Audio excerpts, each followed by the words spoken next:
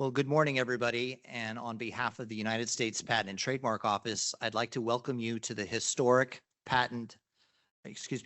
Commerce Research Library. My name is Jason Clark, and I am the Director of Strategic Initiatives at the USPTO. And I also work as a Senior Policy Advisor in the Secretary's Office of Policy and Strategic Planning. It has also been my privilege for the last year to chair the USPTO's Semi-Quincentennial Celebration Committee.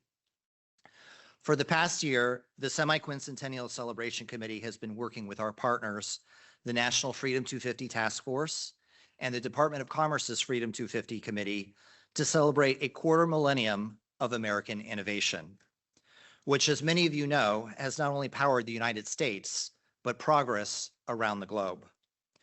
Most recently, our committee successfully concluded an exhibit at the Great American State Fair. The USPTO's digital AI-powered exhibit drew nearly 40,000 visitors, and a vast majority of these people were new to IP. Today, we celebrate the past while also looking to the future, as the director signs new patents and trademarks that will help us power the next 250 years of American innovation. Before we begin today, I wanted to recognize a few special individuals in our audience. Dan Vavanese, the Acting Commissioner of Trademarks, Robin Evans, the Acting Commissioner of Patents, Laura A. Peter, the former Deputy Undersecretary of Commerce for Intellectual Property and Deputy Director of the USPTO, and if I might add, the future Deputy Director General of the World Intellectual Property Organization in their patents and technology sector. We also have the Undersecretary for Economic Affairs, Joyce Meyer. We have Coke Morgan Stewart, the current Deputy Undersecretary of Commerce for Intellectual Property and Deputy Director of the USPTO. And we have John A. Squires, who you'll hear from in just a moment, the Undersecretary of Commerce for Intellectual Property and the Director of the USPTO. And lastly, we have the Deputy Secretary of Commerce, Mr. Paul DeBar. Lastly, I want to extend a thank you to the Patent and Trademark Office Society for sponsoring today's event. And I can't think of a better place for today's ceremony than right here. Earlier, I called it the Patent Research Library because this is what it used to be. When this building opened in 1932, this wing of the Herbert Hoover Building was actually the U.S. Patent Office. The White House Visitor Center, which is over in one of the halls, was the Patent Public Search Facility. And this is where inventors used to line up to research their inventions and file patents and speak with examiners. And here in this room is where patent examiners would do research and eventually issue patents. So under this very roof, the following American inventions were patented: the FM radio, the Richter scale, very important for Californians, the bass guitar, nylon, the microwave oven, the transistor, barcodes, the polio vaccine, the microchip, the laser, and the LED. Now, Mr. Deputy Secretary and Mr. Undersecretary, I understand that you guys are New Yorkers, so it is with some embarrassment that I admit that also under this roof, we patented the parking meter. The patent for this technological terror, though, has long expired, and much like the meter, when the meter maid arrives to give you a ticket, it's very much expired. But you know, John Adams once warned against the tyranny of the majority when drafting the U.S. Constitution. And the older I get, the more I think he should have included protections against the tyranny of local government, in particular, the tyranny of the Department of Parking and Transportation. But I digress. Before the Patent Office was renamed the USPTO in 1975, the Commissioner of Patents was responsible for issuing trademark registrations. It's the dirty secret in the Trademark Office. A list of famous brands that were registered under this roof include Spam, Kraft Macaroni and Cheese, Superman, M&M's, the NFL, McDonald's, NBC's Peacock logo, Play-Doh, NASA, and this is their meatball logo, which is the one shaped like the globe, and the NBA. Now, at the time, federal law banned the registration of marks that consist of or comprise immoral or scandalous matter. So this means, unfortunately for all of you, but fortunately for my continued employment here at the Department of Commerce, I don't have any vulgar or inappropriate marks to read off to you that were issued in this room. But Lord knows some people tried.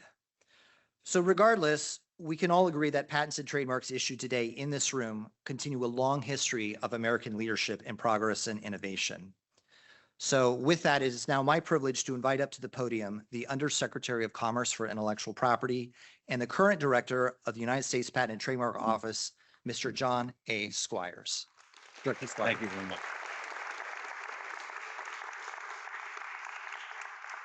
Thank you very much, Jason. Thank you all for being here, distinguished guests, streamers, and the audience. It is just a delight to be here, and I appreciate the kind introduction, Jason. Thrilled to be here today because to sign 4 new incredible patents and trademarks in a very special place, as Jason said, the Commerce Research Library, which used to house the United States Patent and Trademark Office, and delighted to be joined today by the Deputy Secretary of Commerce, Paul DeBar. What's amazing is that these commemorative patent and trademark signings perfectly capture America's innovation agency. The USPTO's reason for being, because this is a time right now when innovation has never been more prominent, important, and indeed embodied by any administration. Look no further than our administration's innovation powerhouses, such as our own very Secretary Lutnick, a named inventor on 506 patents. Incredible. And of course, it goes without saying that President Donald J. Trump is the most brilliant creator and generator of brand value the world has ever seen. So there is no better way to celebrate today than to kick off our commemorative patent and trademark signing ceremony than with an unveiling of a new USPTO trading card to celebrate America's 250th birthday, because from the beginning, our IP system was created like no other in the world. And today, it fuels the revving engine of America's growth and is a driving force of the business of America being business. Indeed, the business of America is business because it's synonymous with American ingenuity, invention, free markets, and economic might. Now, the business of America got its chance over 200 years ago in 1790 when the first U.S. patent was signed and has never looked back. You see, 2 years earlier, our founders ratified perhaps the most remarkable idea recorded in language of all time, the U.S. Constitution. And even more remarkably, they placed intellectual property rights protection directly into the beating heart of a young America. In Article 1, Section 8, Clause 8, they enshrined a right for you and me and every American, which secures for a limited time to authors and inventors the exclusive right to the respective writings and discoveries. And there it is, the word right. It is the only recitation of right in the textual document itself. Otherwise, you have to look to the first 10 amendments, the Bill of Rights. But here it is unto itself, boldly, remarkably, daringly, beautifully, and ultimately singularly appearing in Article 1 among the 7 articles of the Constitution proper. So it should come as no surprise, although it always astonishes, that the USPTO is in fact one of the oldest federal missions in our government. Before there was a Department of Treasury, before there was the Department of State, before there were most of the institutions we now take for granted, there was a foundational and fundamental commitment to innovation.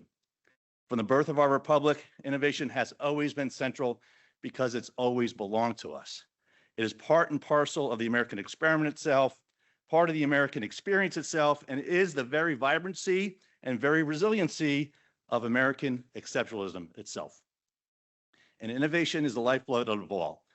It is the beautiful artifact of a vibrant imagination, a glimpse into the art of the possible, a peek into what is the new and the next, and is in and of every one of our brighter tomorrows.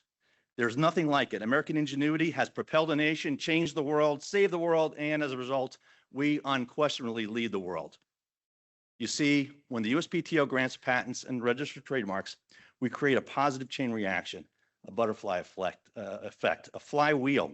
One person's inspiration will spur another's curiosity, and then further innovation and more curiosity, and so on and so on and so on. And that's the beauty of our system and America's innovation agency.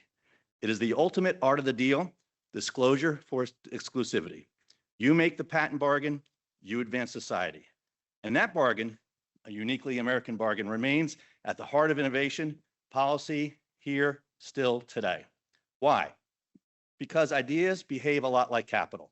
They move towards environments that are predictable, well protected, and capable of supporting long-term investment. Capital markets look for clear signals about where investments are more likely to flourish. This very same holds true for the marketplace of ideas. Inventors invest when the rules are clear. Entrepreneurs take risks when the law is predictable. And innovators build when they know their ideas will be protected. That confidence lies at the foundation of our innovation economy. And based upon that confidence, new IP is injected into the real economy. Thanks to Secretary Lutnick, America's Innovation Agency is here again to stand tall and deliver on our innovators' ambitions and the brilliant tomorrows that they build for us all, tinker by tinker, breakthrough by breakthrough, dream by dream. This is the conversion of human ingenuity into a definable, translatable economic asset, and it's remarkable. Every application we intake as entrusted stewards of tomorrow's ideas, be it a patent or trademark, it matters not, represents an innovator bringing a new concept into the economic system, into the real economy, into the real world. It is an amazing engine that has spectacularly spurred innovation and advanced society at a pace unmatched by any other country or any society in history, even to this day. And the business of America is good. How good? Well, patents are numbered sequentially, and in 1790, President George Washington signed U.S. patent number 1. In 2019, President Donald J. Trump signed U.S. patent number 10 million. And when springtime comes next year, I look forward, together with the Secretary, to presenting President Trump for his signature U.S. patent number 13 million.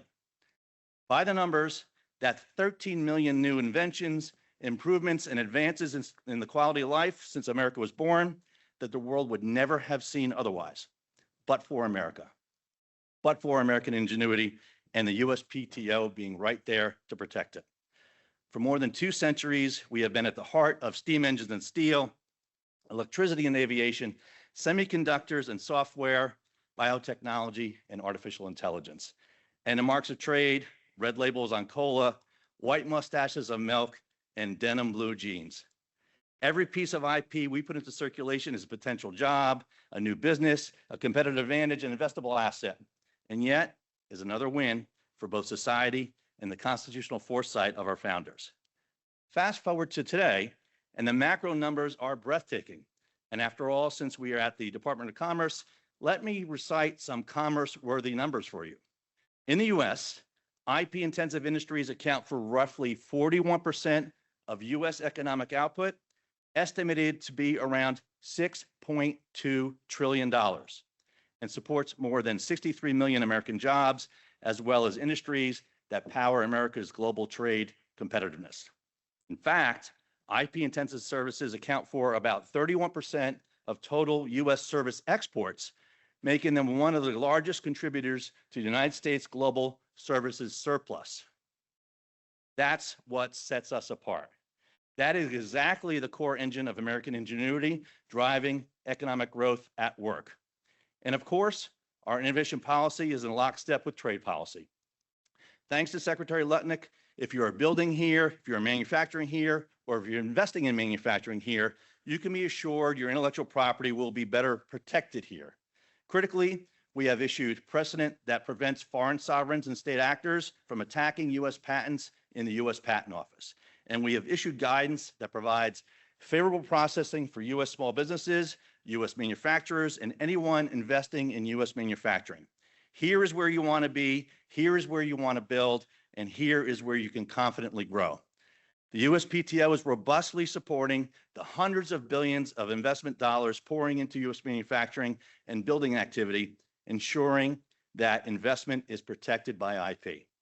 I have promised Secretary Lutnick, when people come to his office and see the wall full of shovels, I will have hanging right next to it on the very same wall a born strong patent as the very reason why that shovel broke ground in the first place. We are strengthening the business of America because we are strengthening the very patent bargain itself. America's patent bargain means inventors can expect born strong patents, born timely patents, and globally respected patents. In his confirmation hearing, Secretary Lutnick rightly termed the patent backlog then as unacceptable. Today, I'm delighted to report we have flipped the script. The unexamined inventory of patents is down to a 2-year low, and we're driving it down faster and further than ever before. For the first time in 10 years, the USPTO's cumulative output has surpassed cumulative input filings within a fiscal year. We have even exceeded our own stretch goals in getting patents to market, knocking 9 months and counting off the time lag. With every week a patent gets to market sooner, increasing U.S. companies' value by approximately $35,000 on average per week. I am further delighted to report, utilizing AI tools, we have 100% adoption in our trademarks business unit and are closing in on patents with 75% adoption, with almost 6,000 examiners having requested approximately 50,000 application summaries in less than 2 months. And I'm still further delighted to report we've completely eliminated the notice of allowance backlog from 15,000 cases down to 0. These patents are in the market, and that backlog number will stay at 0. As to agentic AI, the numbers are even more breathtaking. With our Class Act trademark tool, we've taken the time down from 5 months to literally 5 seconds so that marks are instantly searchable and have already analyzed 250,000 cases. And we've improved the integrity of our processes, tackling fraud and abuse, removing close to 70,000 problematic trademark applications and approximately 8,000 patent applications clogging the pipes. And because of the Secretary's support, you know what we call this now at the USPTO? We call it Monday. We are just getting started day in and day out. We are proving that there is no better patent bargain out there. Disclosure for exclusivity than striking that bargain with America. There's no better business than the business of America, because there is no more powerful force for prosperity than ingenuity in America. Thank you.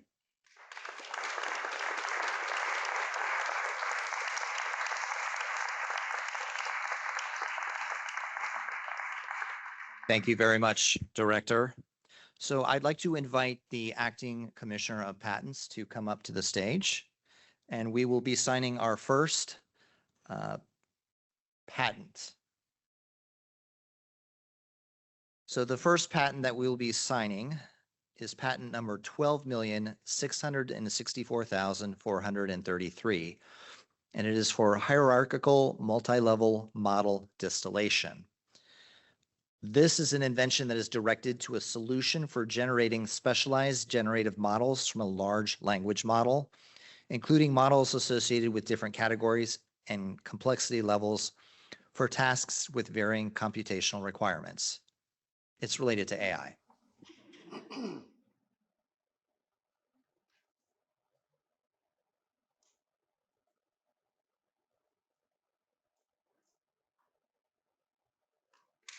Excellent.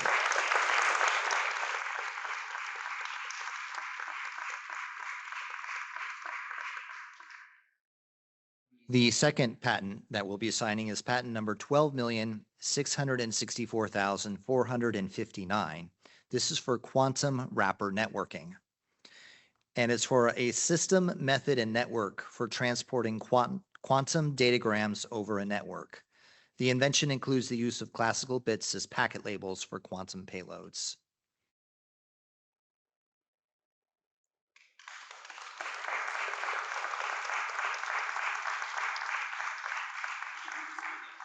Yes.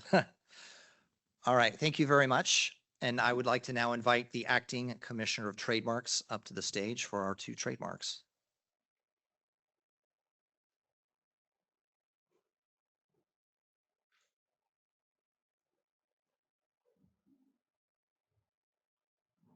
So the first trademark that we're going to be signing today is registration number 8280419 for the coinsulation mark. This is a financial services featuring investment management and advice, especially for digital assets or various financial investment services.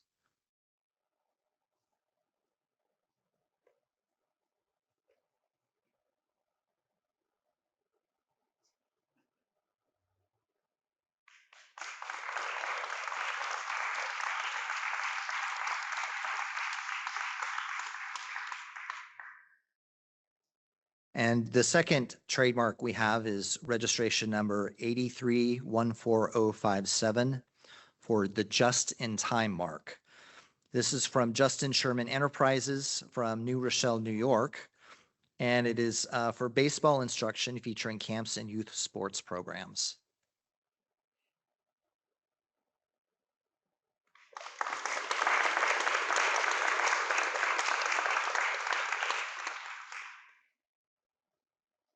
Thank you very much. And then I will now invite the director back up to the podium for a couple of special presentations.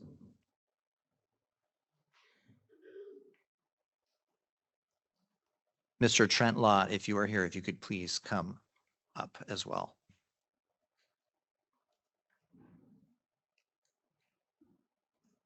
All right. Director.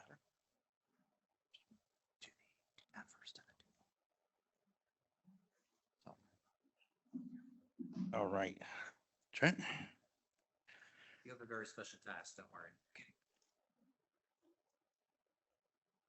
Yes, yes, you do.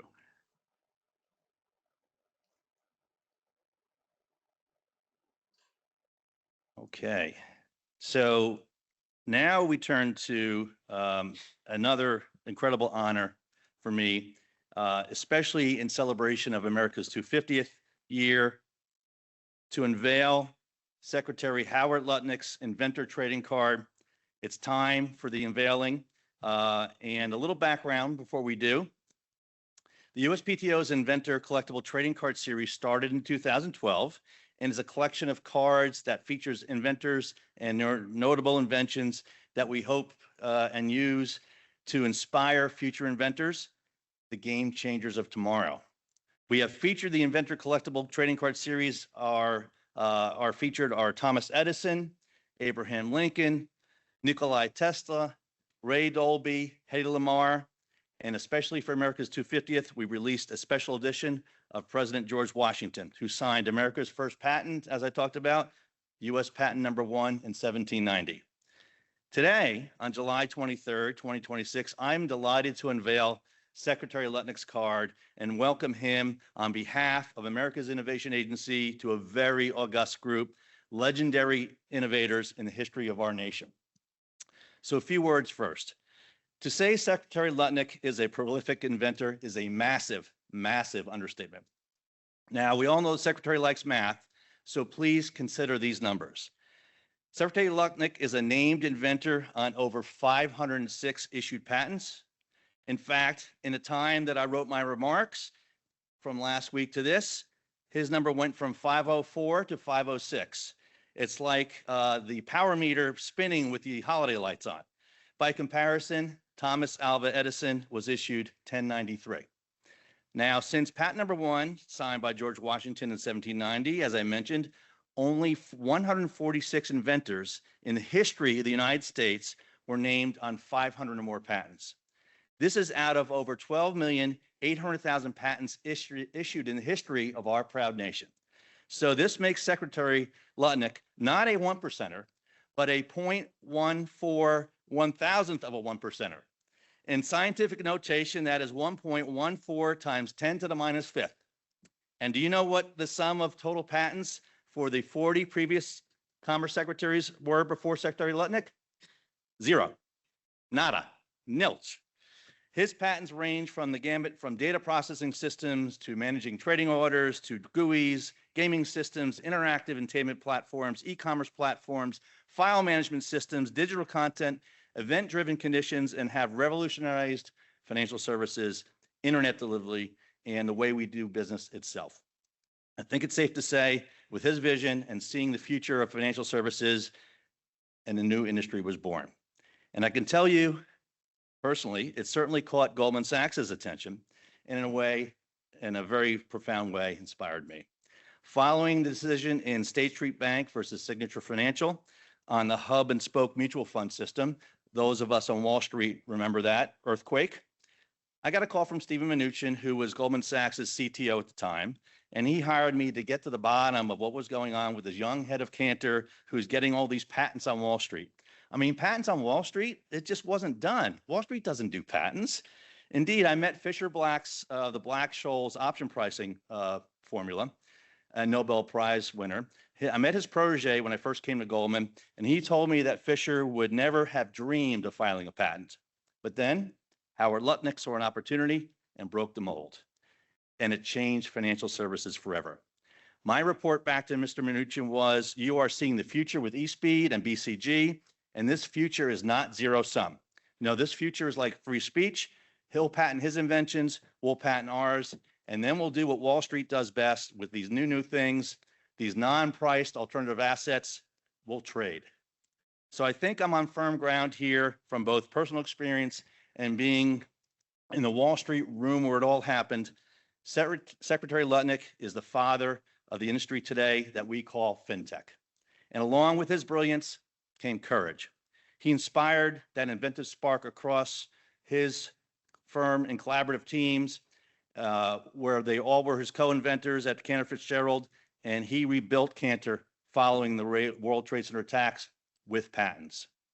As his Undersecretary of Commerce and Director of the USPTO, there could be no better suited, no more courageous, no more creative, no more passionate friend, supporter, advocate, or visionary of the U.S. patent system and its importance of intellectual property to all Americans, and what American exceptionalism truly means.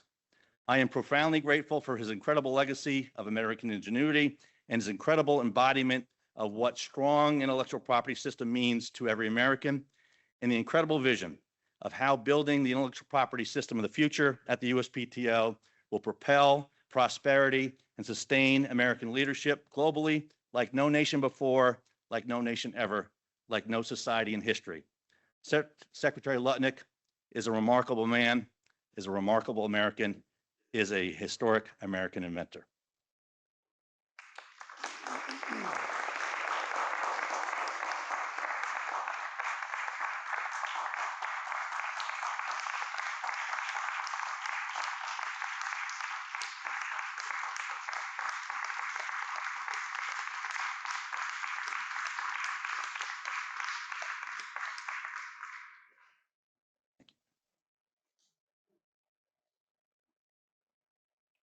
And as I mentioned before we wrap up, we're honored and delighted to have the Deputy Secretary here with us. And the Deputy Secretary, as many of you may know, ran National Labs in the President's first term and has a very special relationship with patents insofar as I think every year you would be invited to a Nobel Prize dinner award from one of your inventors in National Labs, and is remarkable in terms of having been a naval officer, serving on a nuclear submarine, in power, startups, having a career on Wall Street, and as I mentioned, a very special relationship with power patents. And on his wall, I might have him describe for you, he has a model on loan from the U.S. Patent Office and the Smithsonian of Edison's power plant model. Used to have to build a working model back in the day in order to have a patent. Now you can file an application. It's called constructive reduction of practice, but this was actual reduction of practice. So he has that model and some patents on his wall related to it, but there's one hole where a patent should go on the wall. And there's a patent that was filed under secrecy order. The patent belonged to Mr. Robert Oppenheimer for filing and on the atomic bomb. And we were able to get a copy of that patent and present it to the Deputy Secretary. I can't have that space on the wall.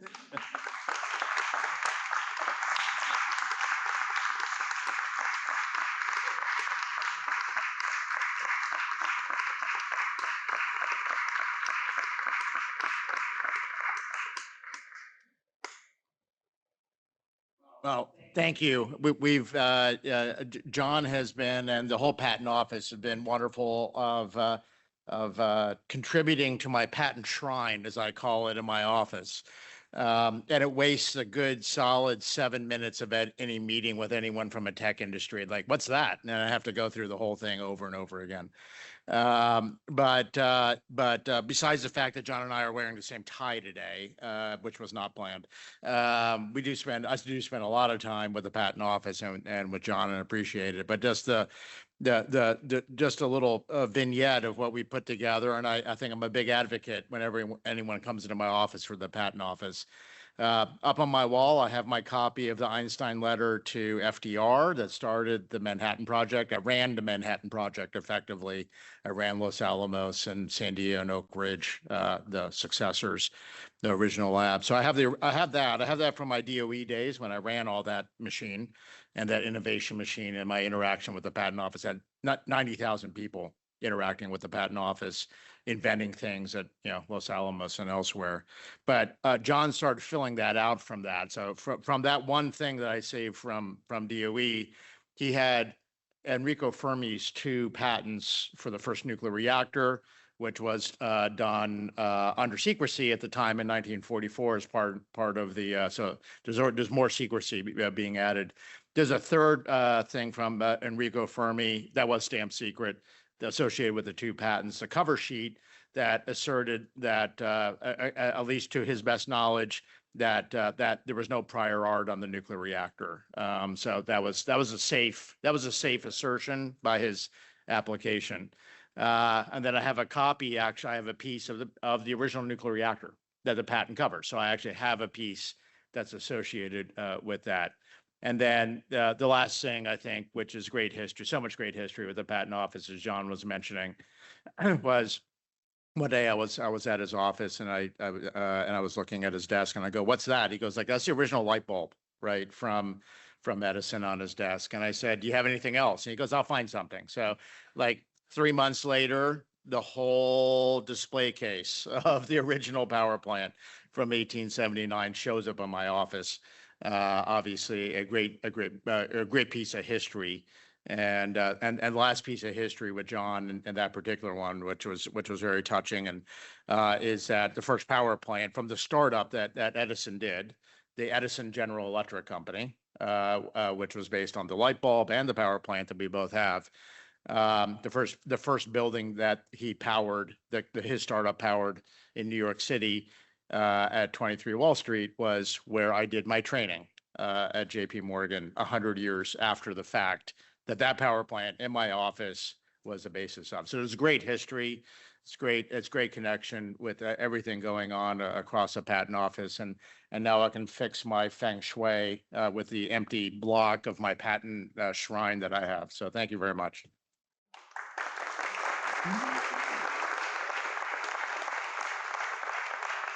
And actually, don't go anywhere. We have one last item. We have the oath that he signed to make it top secret that goes along with it. I figured, why should Enrico Fermi have all the fun? Oh my goodness. This is the secret patent, the secret oath underneath the filing. Double secret probation. Wow. Yes. Wow. Thank you very much. Thank you, Paul.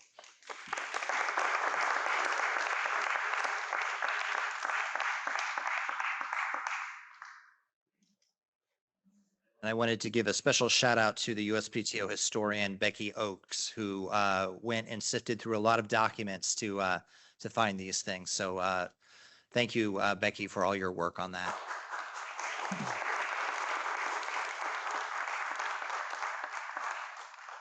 And this concludes today's ceremony. There are refreshments in the back, courtesy of the Patent and Trademark Office Society. So we hope you will join us for some refreshments. And thank you so much for helping us celebrate another quarter millennium of American innovation. Have a great rest of your day.